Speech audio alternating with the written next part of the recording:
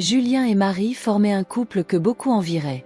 Ils vivaient dans une petite ville tranquille, où chaque journée était rythmée par les routines simples et les rêves modestes qu'ils partageaient.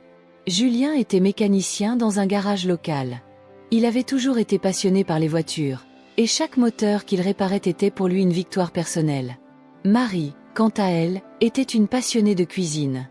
Depuis son enfance, elle passait des heures dans la cuisine, transformant des ingrédients ordinaires en plats extraordinaires.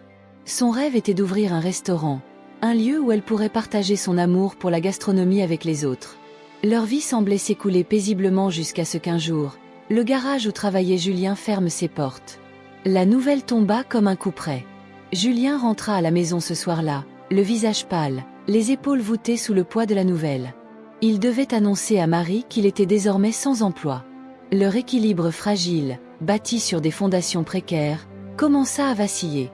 Marie, bien que préoccupée, essaya de réconforter Julien. Elle lui assura que, tant qu'ils étaient ensemble, ils surmonteraient cette épreuve. Mais la situation financière devint de plus en plus critique. Les économies commencèrent à fondre, les factures s'accumulaient, et les rêves de Marie d'ouvrir un restaurant semblaient s'éloigner de jour en jour. Elle s'efforçait de garder espoir, mais chaque jour apportait son lot de nouvelles difficultés. Pour alléger leur fardeau, Julien décida d'embaucher Isabelle, une ménagère charmante dans la quarantaine, pour les aider à la maison. Isabelle était une femme vive, pleine de charme, avec une manière subtile de se glisser dans la vie des gens. Elle avait été engagée pour alléger le quotidien de Marie, qui se sentait débordée. Mais Isabelle, avec ses gestes chaleureux et ses conversations engageantes, commença à semer le trouble. Marie, observant les interactions entre Julien et Isabelle, ne pouvait ignorer la proximité grandissante entre eux.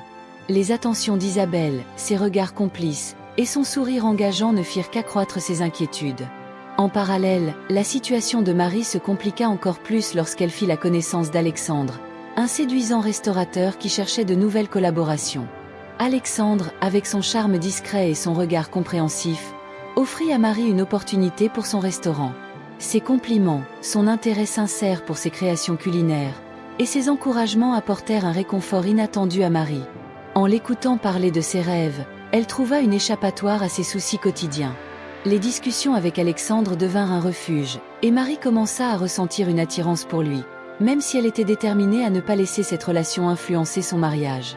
La tension monta à un niveau insoutenable.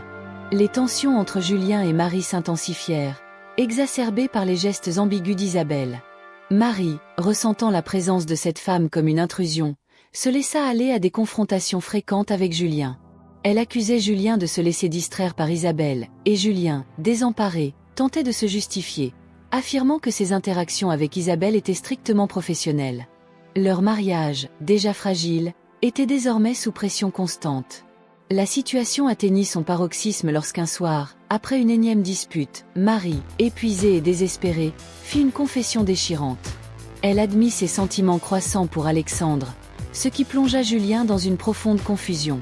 Il était tiraillé entre la culpabilité pour ne pas avoir su gérer la situation avec Isabelle et la douleur d'apprendre que Marie avait développé des sentiments pour quelqu'un d'autre. Isabelle, réalisant la tension croissante et se sentant mal à l'aise avec la situation, décida de démissionner. Elle expliqua à Julien qu'elle ne voulait pas être un obstacle dans sa vie personnelle et préférait partir avant que les choses ne dégénèrent davantage. Marie, bien que soulagée par le départ d'Isabelle, se retrouva désormais seule pour gérer les tâches ménagères, ce qui augmenta encore plus son stress.